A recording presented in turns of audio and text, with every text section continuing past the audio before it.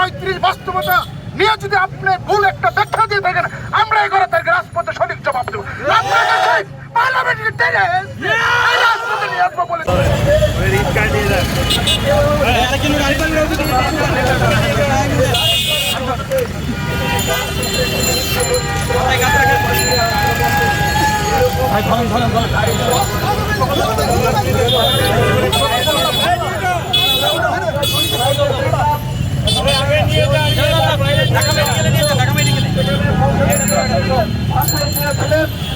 এবং যেখানে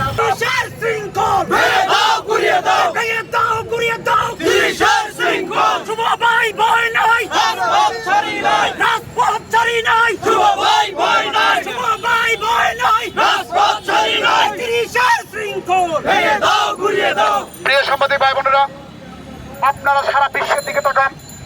আপনারা সবসময় বিশ্বের দিকে উদাহরণ দিয়ে থাকেন। বাংলাদেশ এবং পাকিস্তানের দিকে তাকান। দুটি দেশের চাকরির আবেদনের বয়সীমা আপনারা জানেন 30। আপনারা বলে বেকারত্ব বেড়ে যাবে, এই হাম্মাকের দল বেকারত্ব বাড়বে না। আপনারা উদাহরণ বুঝেন না। আপনারা সারা বিশ্বের দিকে তাকান। শিক্ষার্থীদেরকে সুযোগ করে দেওয়ার কথা বলেছি আমরা। আপনাদের কাছে প্রণোদনা চাইনি, চাকরি চাইনি। বহির্বিশ্বের যোগ্যতাটাকে প্রমাণ হিসেবে দেখে সার্টিফিকেট নয়, বহির্বিশ্বে আপনার যোগ্যতাটাকে প্রমাণ হিসেবে দেখে সার্টিফিকেট নির্ভর নয়। আগামী 11ই মে আমাদের যে মহাসমাবেশ রয়েছে, আমাদের সেই পর্যন্ত যেন অপেক্ষা করতে না হয়।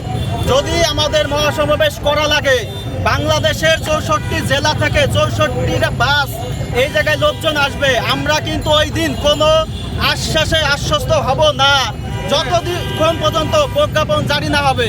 আরেকটা কথা আপনাদের বলে দিতে চাই, আমাদের 37 জন এমপি সুপারিশ করছে। 37 জন এমপি, এক একটা এমপি এক একটা আসনে 2 থেকে 3 লক্ষ ভোটারের জনপ্রতিনিধি। এই জনপ্রতিনিধিরা বুঝে শুনে তারপরে করে ভালো মতো বিচার বিশ্লেষণ করে কিন্তু সুপারিশ করছে। আজকে এই সুপারিশের তালিকায় আওয়ামী লীগের কেন্দ্রীয় সাংগঠনিক সম্পাদক মির্জা আজম স্যারের মতো রয়েছে, মুজিবুর রহমান চৌধুরী নিক্সন সাহেব রয়েছে, ব্যারিস্টার সৈয়দ সাইদুল হক সুমন রয়েছে। এরা কি সমাজের কোন জ্ঞানীগুণী লোক? এরা কি আপনার আমার মতো মানুষের ব্যথা বুঝে নাই? এই যে 74 বার এই যে সংসদ উপস্থাপন করা হয়েছে, আপনি জানবেন কোন একটা জিনিস এতবার কিন্তু উপস্থাপন করা লাগে না। মাননীয় প্রধানমন্ত্রী অবশ্যই শিক্ষা বান্ধব নেত্রী, তাকে একটা কুচক্রী মহল ভুল বুঝিয়ে রাখছে। আমরা এর তীব্র নিন্দা জানাই। মাননীয় প্রধানমন্ত্রীর দৃষ্টি আকর্ষণ করে একটা কথা বলে যেতে চাই, আমরা আপনার সন্তান, আমরা অধিকাংশ ছেলে মেয়ে ছাত্রলীগ করে আসছি। আমাদের আহ্বায়ক নিজে একজন ছাত্রলীগ নেতা, ওয়াজুল কাদের সাহেব নিজে বলেছিল যে বিসিএস ছাত্রলীগের ছেলেদের দরকার। আমরা যদি ছাত্র রাজনীতি করি, ছাত্র রাজনীতি করতে করতেই আমাদের 27-28 বছর লেগে যায়, সার্টিফিকেট অর্জন করতে 26-27 বছর লাগে, তাহলে আমরা পড়ার সময়টা কই পাবো? এই জন্যই আমি চাই অন্তত পক্ষে ছাত্রলীগের ছেলেদের না, সমস্ত ছেলেদের সুযোগ করে দেওয়ার জন্য 30 থেকে বাড়িয়ে 35 করা অতীব জরুরি। পৃথিবীর সমস্ত দেশেই আছে, শুধুমাত্র বাংলাদেশ এবং পাকিস্তান। আমরা পাকিস্তান থেকে 1971 সালেই মুক্তি হয়ে গেছে। আমরা আর কোনো নিয়ম নীতি পাকিস্তানের ফলো করতে চাই না। আমরা এখন 30 থেকে বাড়িয়ে 35 করে দেন, আমরা আর এই শৃঙ্খলে থাকতে চাই না।